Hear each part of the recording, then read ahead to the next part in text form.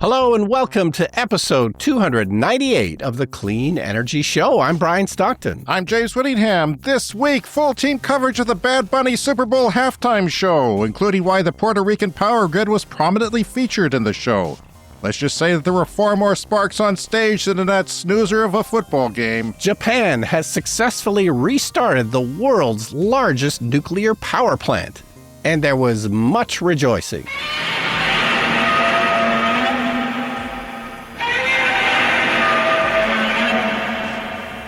Canada brings back its EV rebate. Will I use it to buy the first electric Ferrari that was announced this week? No. Apparently there's a $50,000 price cap. But that's right, James. Ferrari is going electric, and the interior of the car is being designed by Johnny Ive, famous for his design work at Apple. So the new electric Ferrari will have no headphone jack and a charging port underneath the car with a connector that will change every 2 years. All that more on this edition of the Clean Energy Show. And also this week's show, our climate lawyer friend Glenn Wright updates us on some coal litigation and the pain of the local community fighting back. And that will be after the lightning round. How was your trip to Toronto, Brian? Yeah, it was great. I had just a quick few days trip to Toronto. First to complain about the weather. It was cold there, wasn't it? Yeah, normally Toronto is pretty mild for Canada. But it was minus 21 with a wind chill of in the minus 30s. And I was walking through puddles here while you were going to cold weather. You know, the newscasters on the cable news network who are based in Toronto said Canada's under a deep freeze. And it's like, no. Yes. People were wearing shorts in Calgary in Western Canada. And it's just this Toronto-centric thing that always happens. And it's frustrating. But the weather person corrected them eventually. Yes. Toronto is famously the center of the universe, which you start to believe if you live there too long. Yeah. But anyway, brutally cold and windy. It was really bad. But I have essentially breaking news. James, I rode the Eglinton LRT on its first day of operation. Get out of town. You finally did some work on your vacations. I did some work for the podcast, James. Finally. We love to talk about public transit on this show. I'm going to be able to tell my kids I rode the Eglinton LRT on its first day of operation. And of course, they'll say back to me, shut up, old man. We don't care. Yeah. But this is a big deal because this thing took 15 years to build and about $13 billion. But it's finally working. I think 18 kilometers or more than 18 kilometers long. Yeah, 19 according to what I read Which is about the length of our city from north to south. I've calculated that because that's when I get the low electron warning in my Nissan Leaf. And I think, as long as I'm within the city, I'm okay to get back home. So they had it for free on Sunday, the first day of I saw operation. that on the news. So, and it was quite busy. People camped out, apparently. People camped out overnight in that horrible cold. Train enthusiasts, you can't stop them. Train enthusiasts, so it's nice. People love public transit and, we need more of it. And that's proof, the fact that people would be so excited about this thing. So you're a longtime Toronto resident. You've ridden the subway many times and probably some other variations of public transit. But what did you think of it as far as a modern replacement? It seemed okay. So it's an LRT rather than a full-blown subway, but a lot of it does go underground. It's sort of a mixture of underground and above ground. So there are people who say it's like, well, they should have just built a subway. And how are the stations? Were the stations nice? Yeah, stations are nice. They've done a better job at that. I think that's one thing that's sort of easy to see as you look back at the older subway stations and in places like New York and London where the stations have been around for 100 years, they can often feel kind of cramped and dingy. So, I think we've learned that lesson. But of course, that makes it more expensive and makes it take longer. But I only saw a couple of stations. How were the train cars? Were they nice? Was it quiet? Was it smooth? Like, what was your impression of the ride? Yeah, it was decent. So, it's smaller than a subway. It doesn't carry as many people as a subway. And, the cars are a bit smaller than a subway. But did the wheels squeak? Did the wheels screech and hurt your ears? I didn't notice that. Of course, it's all in a straight line. Right. This is in the northern part of Toronto. So Toronto has a mixture of subways, streetcars, and then LRTs. Is Eglinton between Toronto proper and North York? Is that a cutoff line, or are we still not far enough north? Yeah, it's close to North York, I think, in that. So it's going east and west across the city.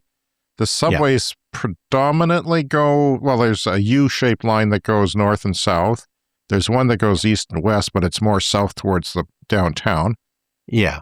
So this seems like a big deal for getting more people off the roads. Yeah, it's a long time coming. That's the only unfortunate part about it, that it took so long. But, Toronto it's Canada's biggest city. There's millions of people that live there. They really need to be going all out to get the transit working because, of course, they have horrible traffic problems, which we've talked about before.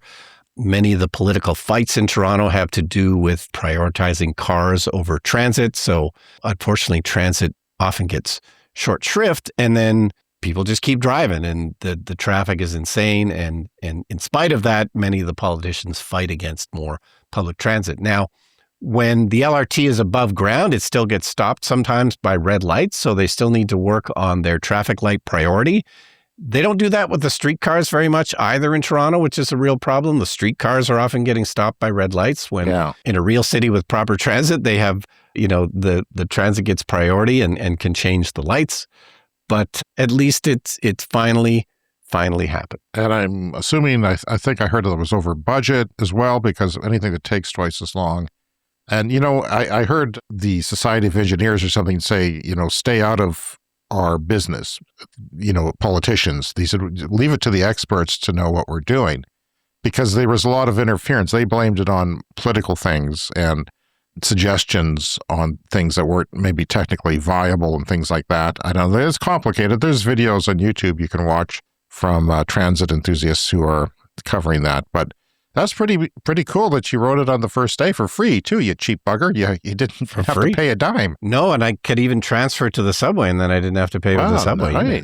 Nice. Well, that's cool. What made you think to do that? Because it was going to take a while. Did you just have some time? Yeah, I didn't know about it, but our friend Don, who's a listener to the podcast, shout out to Don, he let me know that it was opening day. So, I met up with him, and we did that.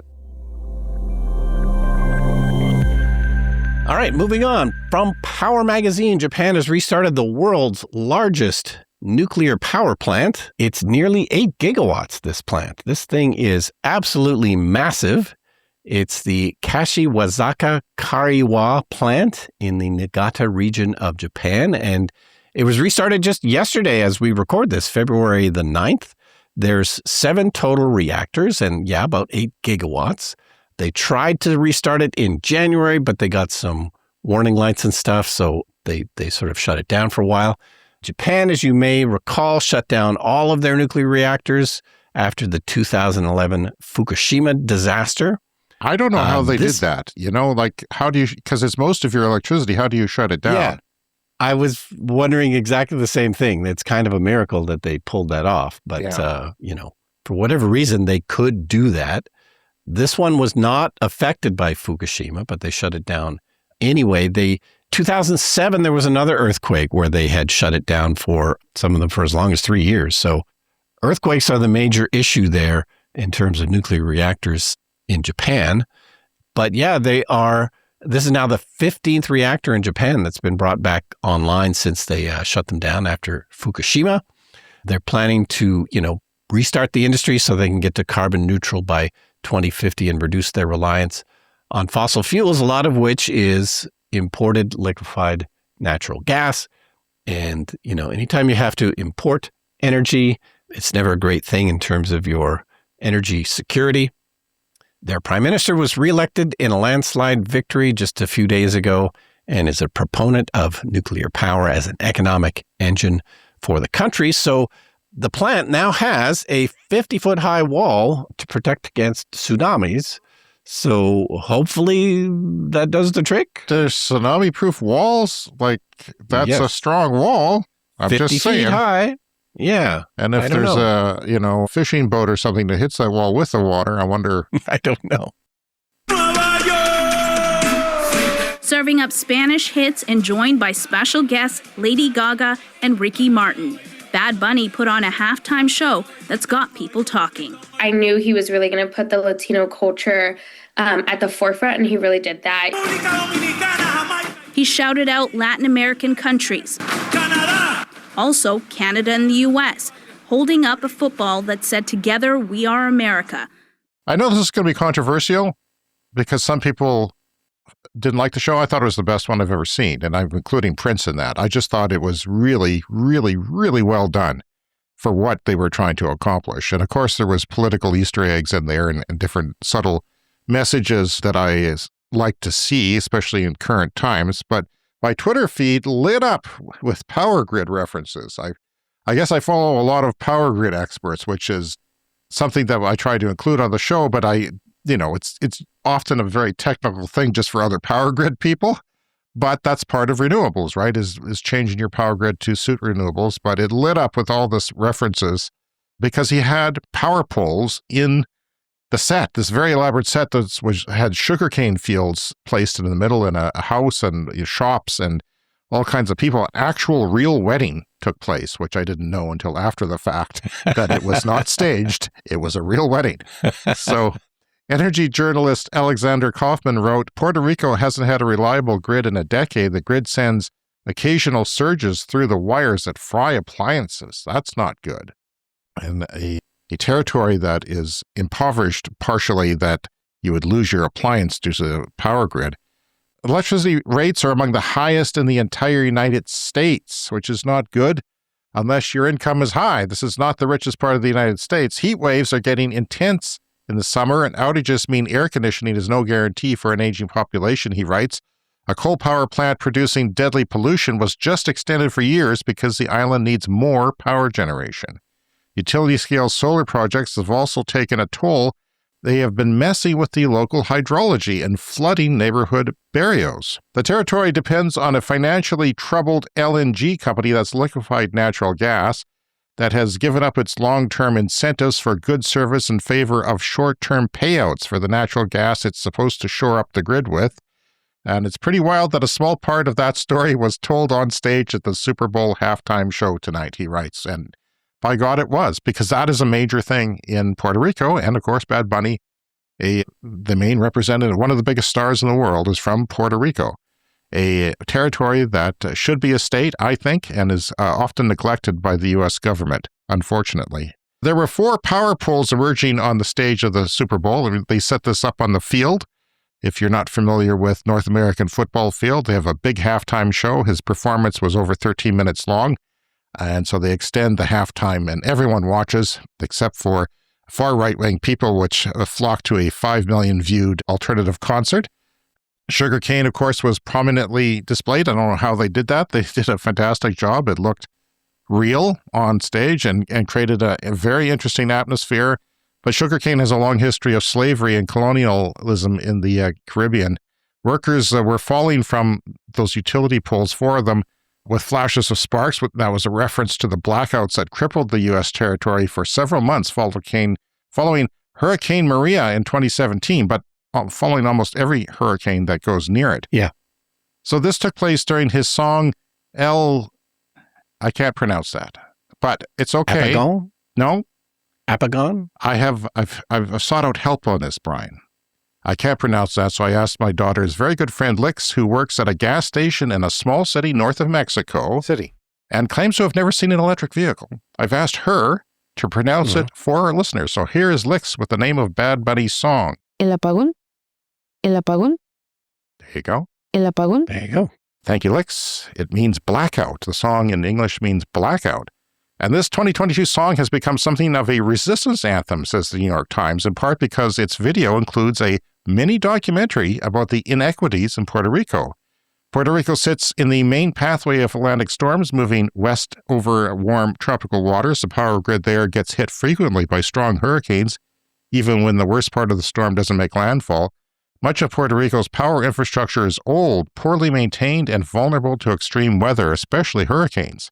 We've talked a lot about how people, if you can afford it, are putting solar and batteries into their homes because of that. And that's a big incentive. Of course, if the power is expensive, then that becomes a better proposition for you financially.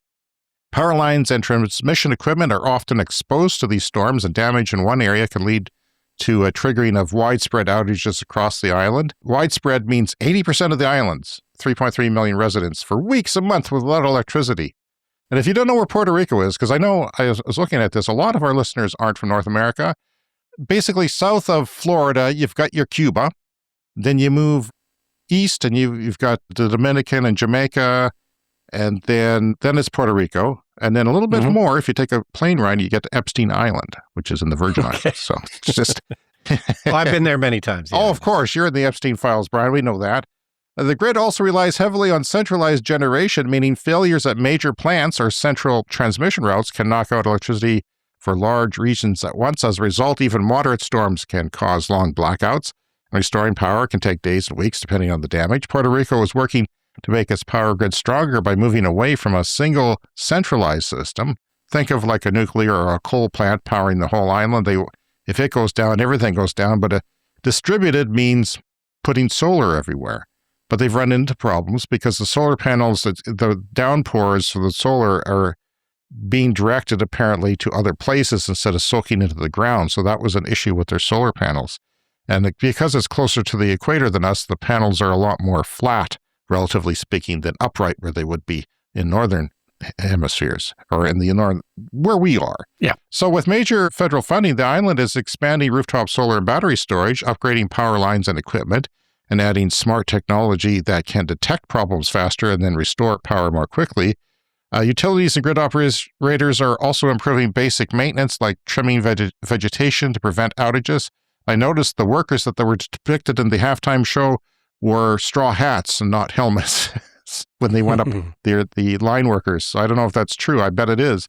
The long-term goal is to reach 100% clean energy by 2050 on the island, and studies show its rooftop solar potential alone, just solar on rooftops, is several times its residential demand in Puerto Rico. So they've got to get that going. This story is from Strategic Energy just 2 weeks ago. It says, after years of delays, Puerto Rico nears a long-awaited energy transition milestone. After more than a decade of setbacks, large-scale solar and energy storage projects are set to become online this year, 2026, and they could finally push Puerto Rico beyond 20% renewable generation. Meanwhile, 10% of electricity customers already produce their own power, which is great, and that is largely backed by batteries. But again, those are people in the middle class who can afford it. The island could finally surpass the 20% renewable energy threshold in its power mix, a target that was originally meant to be achieved years and years ago, actually. So several utility-scale renewable energy and storage projects are expected to begin this year. Many of these developments are already under construction and can significantly reshape Puerto Rico's national energy landscape. While utility-scale projects have lagged, distributed generation rooftop solar has expanded at an unprecedented rate. So we see that in rural Africa and places like Pakistan, where there's a need, solar can fill that gap. And, of course, one of the needs is when your power is expensive, which it sounds like it is in Puerto Rico. So, putting up your own panels has a great payback. Yeah, and you know what? The workers on those power lines at the halftime show for the Super Bowl was a reference to that grid being in ill repair. And the Trump administration, they've canceled $850 million of a $1 billion fund meant to bolster the island's grid against storms and outages due to racism. Yeah. And if you want to know one fact about me, one personal fact, I really don't like racism. Yeah. So there you go. That's my story. Not a fan. Super Bowl. Somewhat along those lines, grid storage batteries in Australia are really taking off. Now, we've talked about this before because they're taking off, but they're really taking off. Like, this is absolutely crazy. This is from Renew. Maybe even really, really taking off. Yeah. Renew Economy. They had to update a list that they did not that long ago, a few months ago, where they listed 10 big battery projects. Well, they had to update it because there's just so many in the pipeline. So if you want to see the whole list, it's on reneweconomy.com. They're listing the 15 biggest battery projects that are in the works in Australia. The Neon Collie battery, the biggest operating battery in Australia until recently, is 20 times the size of the original Tesla battery at Hornsdale, which we'd sort of talked about on the show. That was the kind of the project that sort of kicked all this off in Australia. That was big in itself. It was huge. Or at least it seemed big at the time. Now there's one. This is the trajectory of everything we talk about on the show. Yes. But the Hornsdale battery now barely makes the top 10 in terms of the projects that are now operating or partly constructed or committed to. So the big long list is, a lot of them don't come online till maybe 2030, 2031. others in the next year or two. But yeah. It's not taking that long to construct, I don't think, because Tesla put it up in 3 months, the first one. Yeah. It's just planning and environmental assessments and things like that, I would imagine. Yeah. So yeah, the Hornsdale battery at the time seemed big. It was 100 megawatts with 129 megawatt hours of storage, making it the biggest in the world at the time, and around 100 times bigger than many energy experts had thought was even plausible. And I had forgotten that this was even an argument, that people would just say, oh, this doesn't work. You can't do this. There was a lot of arguments saying this is the one thing that Elon Musk actually came through on a big promise. Yeah. Time-wise, especially. Yeah. And a lot of people questioned that this is fanciful thinking, but, Yeah. it wasn't. And was all constructed in whatever the deadline was, 100 days maybe? Yeah. So there are now nearly 50 big batteries already operating across Australia. There's more in construction and in the planning stages. Most of the projects in this list have more than 10 times the capacity of that original Hornsdale battery. One of them is 30 times the capacity of that Hornsdale battery. That hurt. Wow. And of course, a big reason for this is price. Battery cell prices plunging more than 80% just since that first Hornsdale battery was built. That's amazing, because wasn't that done during the course of our podcast, which we are now celebrating our 6th anniversary very quietly this month? We updated that story recently. I think it actually happened before the podcast. Okay. Okay. But yes, very good. 6 years now we were certainly talking about it. We've been doing this. So like the biggest one on the list here is Hanworth, and it's 1,200 megawatts and 4,800 megawatt hours of battery storage. Okay. So that is probably, 1,000 megawatts is like a nuclear reactor, a coal plant kind of average. Sometimes they're bigger, like the 1,200 megawatts it does.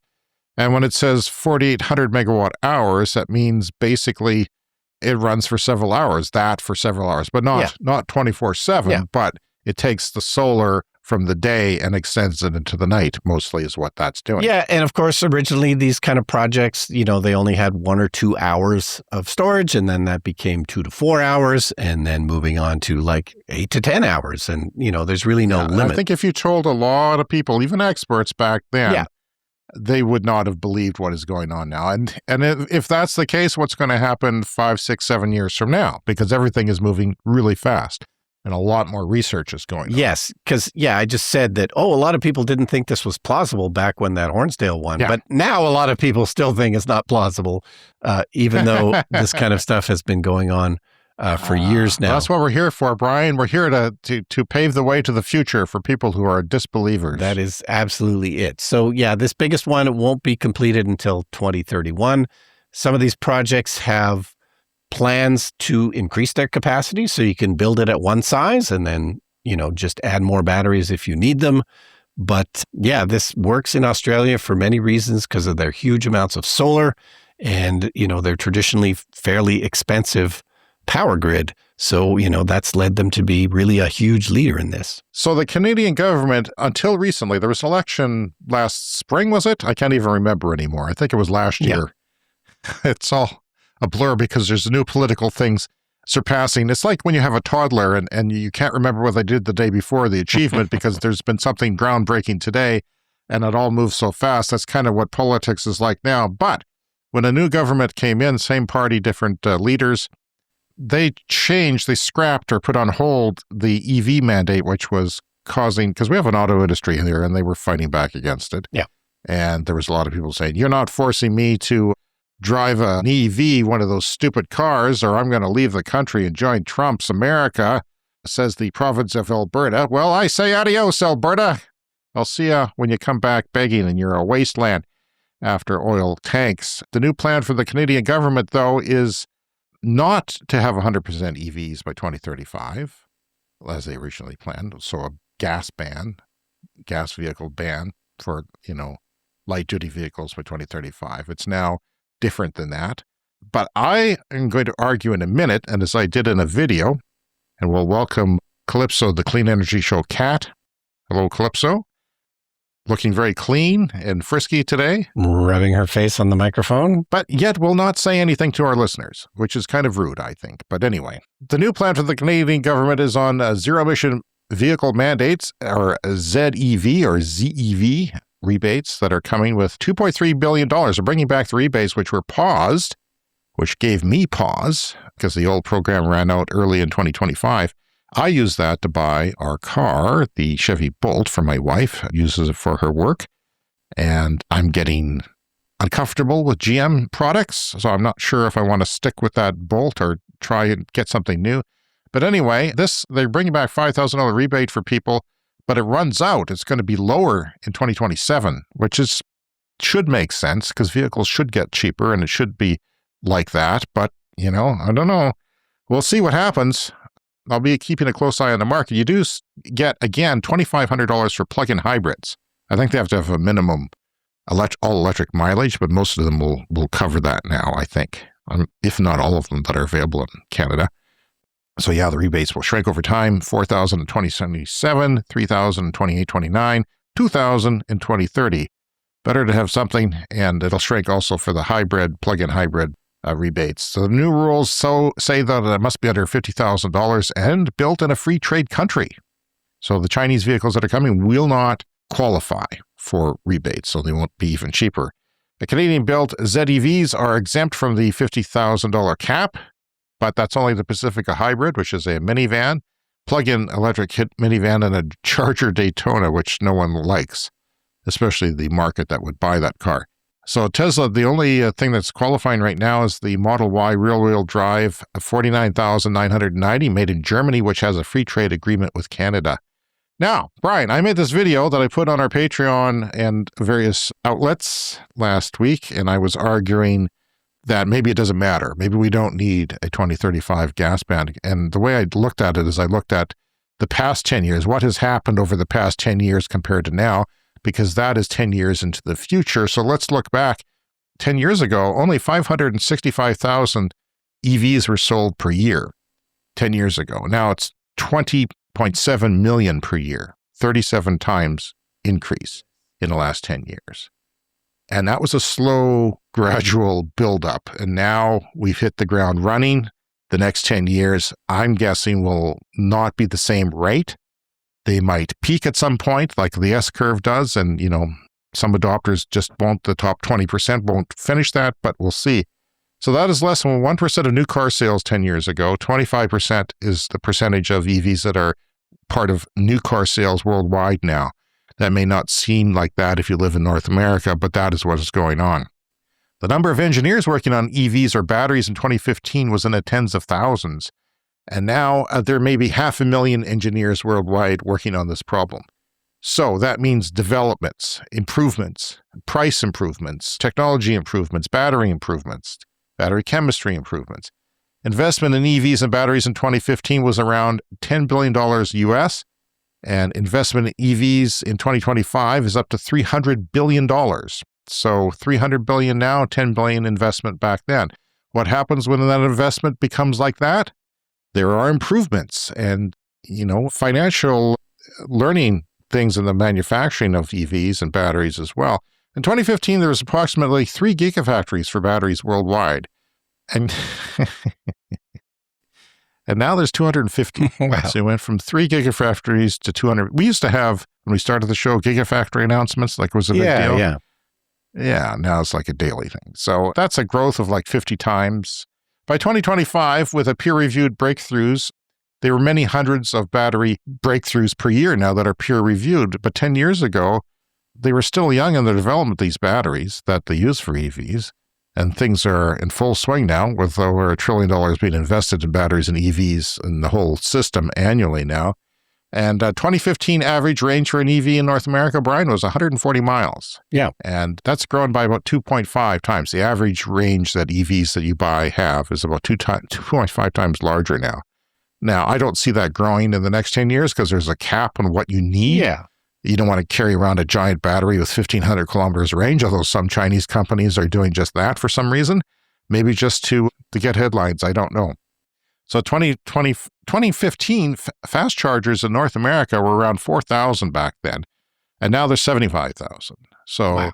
You could argue that, well, the infrastructure takes years and years to build. Well, it went from 4,000 to 75,000. It's not nothing. A 19 times increase is not nothing, and that's going to increase as well. It's going to keep continuing. Yeah, and all of this happening in the last 10 years. Absolutely wild.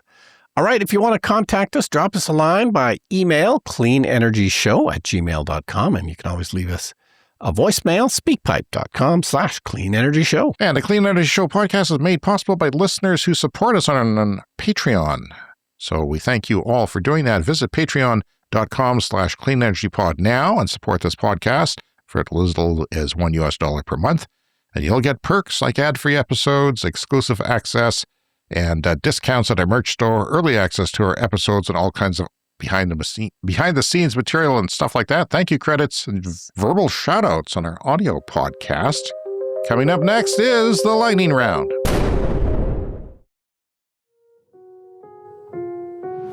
It's time for the Lightning Round. The Lightning Round is a fast-paced look at the latest headlines in climate, clean energy, and transportation. Speaking about Canadian EVs, Canada is eyeing a joint venture with a Chinese automaker to export EVs globally.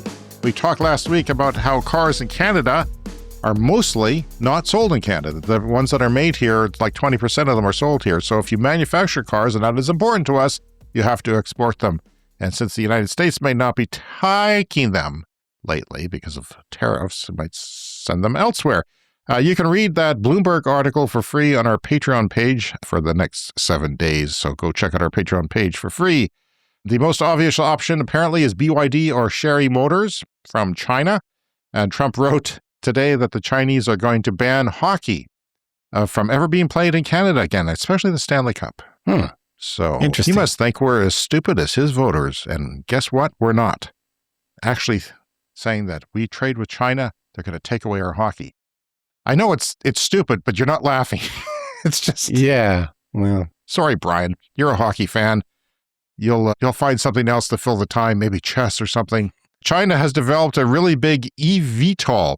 That is basically a drone that carries people, an electric vertical takeoff and landing aircraft with lots of little propellers on it. China's developed a really big one. The V5000 Skydragon has a maximum range of 250 kilometers, while a hybrid version, that is, using gas, I assume, or jet fuel, can go 1,500 kilometers. This is interesting because it carries 10 people. It comes in two variants, a passenger and cargo, and 10 people, or 2 Jameses, will be carried in that aircraft. BYD outsold Tesla 10-1 in Australia in January. Price is one of the biggest drivers of EV adoption. For every $1,000 reduction in price, EV demand moves by about 11.5% nationally. And that's from the Climate Institute via the Pembina Institute. Pardon me. Time for a CES Fast Fact. The signal strength hitting Earth from Voyager 1 is less than 1/trillionth of a watt, Brian. 1/trillionth of a watt. Wow. Put that in perspective, your phone's Wi-Fi signal is 100 billion times stronger. Just give everyone a moment to think about that, and we'll move on. Sure. So that means we're still getting signals from it. We are, apparently, every now and again. Of course, there's big, receivers and dishes to pick up that tiny little watt, but yeah. India is the third largest auto market, and one of its automakers, Mahindra, is going all in on self-driving, selecting Mobileye as its partner. I think that's an Israeli company. Mobileye claims that there's a large desire for automated driving in India for safety reasons. I can see that. I don't know how. We'll see how your self-driving Tesla does in Indian traffic with two-wheeled things buzzing by you. That's crazy. I can't even imagine that problem. A Columbus suburb is suing to block Amazon's plan to install 228 natural gas fuel cells across 6 acres to power a massive data center. Data centers, computers. Fuel cell is hydrogen, but you have to make the hydrogen. So the project, paired with diesel backup generators, has sparked legal and grassroots opposition. I say good, because I don't need Amazon poisoning my air. It's bad enough fossil fuels is doing it, and steel construction. I don't need Amazon doing it. Yeah, the need for power for all of these data centers is absolutely insane. Toyota and Pony AI started mass producing robotaxis for China using Toyota's BZ4X. I don't know why, because that's the obsolete model. It's now the 2026 model is BZ only, but presumably they'll be using those as well. Hardware is added mostly externally on the top, unlike Tesla's, which is built in everywhere. 1/3 of Boston and Cambridge households are car-free. That's pretty impressive. Yeah. For a big city. Among the highest rates for major U.S. cities, largely due to mass transit working as it should. A study performed by researchers from the University of Reading and Oxford Brookes University found that cyclists aged 50 to 83 experience measurable cognitive and mental health benefits from regular cycling. Now, that's important to know because it was either normal bicycles that you pedaled all by yourself or e-bikes that you pedaled a little bit.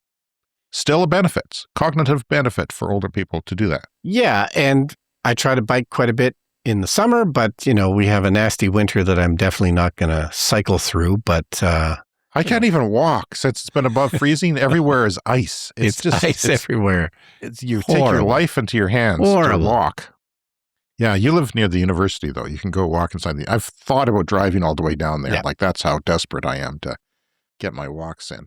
As the planet warms, seas will rise around the world, but not in Greenland, where they are projected to fall by several feet. I didn't know that, according to a new study. And that means more Greenland for Trump. I have a dark sense of humor, as you know. Any regular listeners to the show, if you're new, well, welcome. One of the largest oil drilling rigs in the United States is nicknamed the Beast, and it has crashed to the ground half a mile from an Alaskan native village. The village of Nuskut is concerned that warming temperatures and shifting ice might have caused the fall.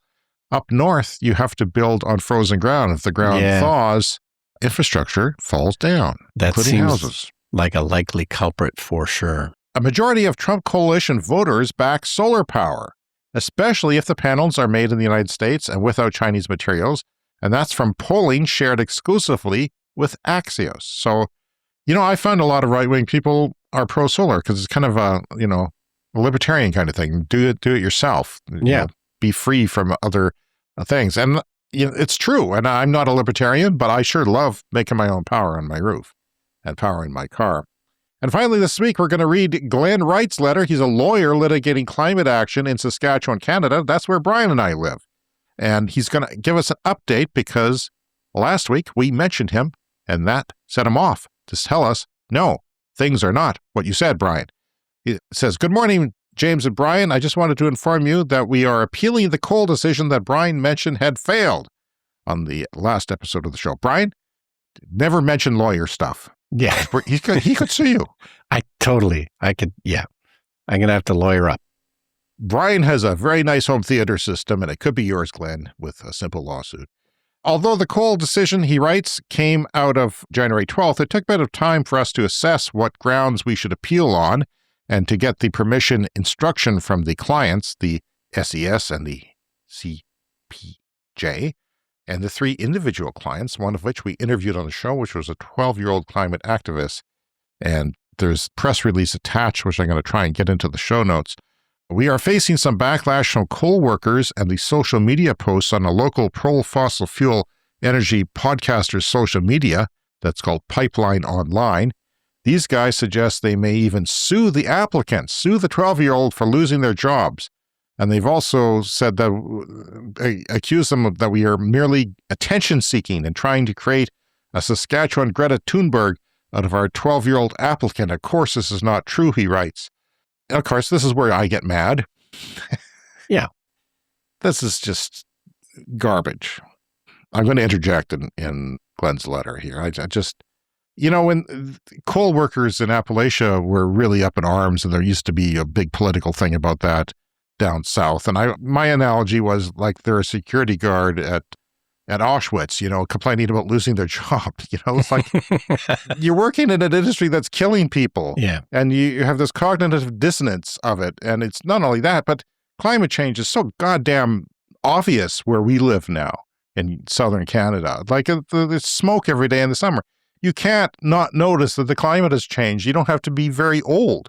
Even my kids know the climate has changed. And they're like less than 20 years old on average. So it's ridiculous, if working for an industry that kills other people isn't enough. Some studies show that miners in Appalachia have higher risks of dying from respiratory diseases, potentially losing a decade of their life, but that's okay because we're doing good right now. Yeah. Well, coal mining has always been like one of the worst possible jobs you could have. But if it's what you know and what you're used to, I could certainly see where, you might want to. The alternative is poverty. That was the problem with Appalachia. Yeah. And, all of these discussions need to start with what to do for the workers. And, that's always been done to varying degrees in different places, where these jobs are going to be displaced, but there can be a plan to transition those jobs. Now, did you know, Brian, that there's even radiation factors in coal-generating electricity plants, primarily from naturally occurring uranium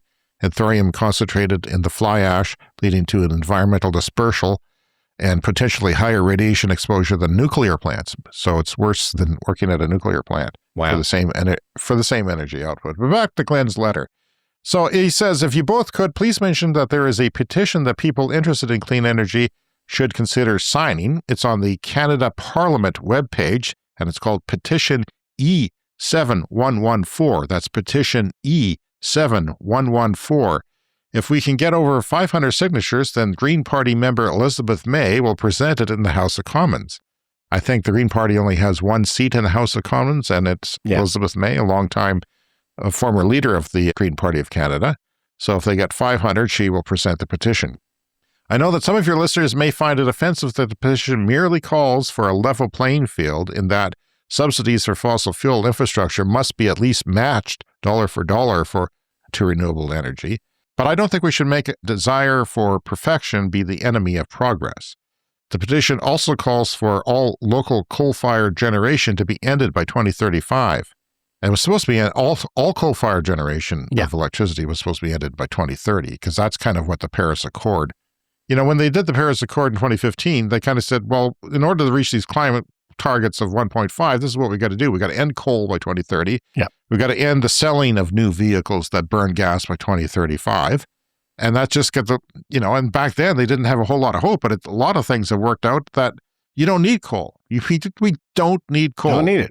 Don't need combustion vehicles. This is a timely and important issue, Glenn writes, and we need at least 500 signatures prior to the spring parliament session in March and April. So get on that, people, if you live in Canada. I think, 30% of our listeners, 20% of our listeners live in Canada. Although I want all fossil fuel subsidies to end immediately, I must admit that even this action, if implemented, would help accelerate us towards the necessary transition, and it would be very helpful to have more focus on ending coal by 2035 at the latest, particularly when the Saskatchewan government here is trying to run coal to 2050, which is freaking absurd. Like, it's just insane. Absolutely nuts. We believe that getting this kind of attention to coal and renewables will also support our climate litigation in Saskatchewan, as we are making a charter argument about ongoing expansion of unabated gas power plants in the Dykstra case filed in March 2023, and have a judicial review application in the second case against Saskatchewan's decision to refurbish and run coal generation to 2050. That's the Citizens for Public Justice case filed July 2025. Both are currently headed to the Court of Appeal after being struck down on preliminary motion, saying these topics are non-justiciable. That's from Glenn. Thank you, Glenn. Thank you, Glenn, for the work you do. Yeah. Thank you to the people who are part of that lawsuit. You guys are heroes. Yeah, they're fighting for all of us, even the people who think it's all a good idea to keep running coal. Exactly. All right, you can find us on social media, Clean Energy Pod, patreon.com/Clean Energy Pod. And the email, once again, cleanenergyshow@gmail.com. And please hit that follow or subscribe button, and you'll get a new episode every week. Yeah, thanks to our Patreon supporters who are over at patreon.com/cleanenergypod. And I'll have Glenn's letter there in its entirety if you want to read it and look at the links and get that information if you want to sign the petition, rather. Thank you to our Patreon Clean Club executive members who get a shout out every week. Green Bastard, Brent Rowley, and Tiernan is back. Thank you for your generous support, Tiernan. And you're one of the people who dropped off due to changes in his life. And I'm assuming everything is back on track now, working well for you. So thank you very much for that. And thank you all for supporting our podcast, however you do it, even if you're just listening. We'll see you again at our bonus podcast coming up in a few days. Yeah, bonus soon, and then we'll see you next week. And then just like el apagón, el apagón, el apagonazo. Just that. Yo creo no lo sé. Bueno, eso era todo.